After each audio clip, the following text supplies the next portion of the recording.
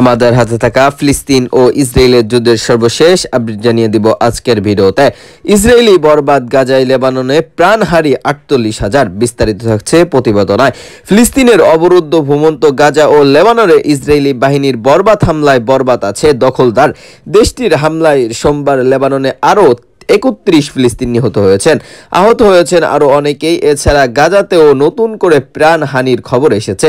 এ নিয়ে গত বছরে 7 অক্টোবর থেকে শুরু হওয়া হামলা এই 2 বছরে নিহতের সংখ্যা 48,000 ছাড়িয়ে গেছে।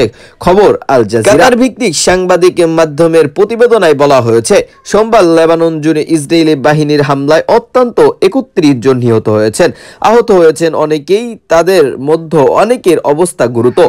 হামলার বিশিষ্ট স্থাপনা নিজের এখানে অনেকেই আটকা পড়েছেন, তাদের উদ্ধার তৎক্ষণ চালানো হচ্ছে। অন্যদিকে তাদের গাজা শহরে ইসরায়েলের হামলায় 11 জন নিহত যাওয়ার খবর পাওয়া গেছে। ওয়াফা নিউজ এজেন্ট বরাত দিয়ে আল জাজিরা প্রতিবেদনায় বলা হয়েছে, উত্তর অঞ্চলের শহরটিতে 3টি মারাত্মক ইসরায়েলের হামলা হয়েছে। আজ জাজেরা এলাকায় হামলার নারী, শিশু ও 6 জন নিহত হয়েছেন। এছাড়া গাজা শহরের সাথী শরণার্থী শিবিরের হামলায় 3 জন এবং জৈতুন এলাকায় 2 জন নিহত হয়েছেন, আহত হয়েছেন অনেকেই। গত বছরে 7 অক্টোবর ফিলিস্তিন স্বাধীনতা সংস্থা হামাস ইসরায়েলের হামলায় চালায়। এতে 1139 জন নিহত হয়, জিম্মি করা হয় 2 শতাধিক মানুষকে। হামাসের হামলার জবাবে ওই দিন থেকে অবরুদ্ধ গাজায় নির্বাচিত হামলা শুরু করে ইসরায়েল।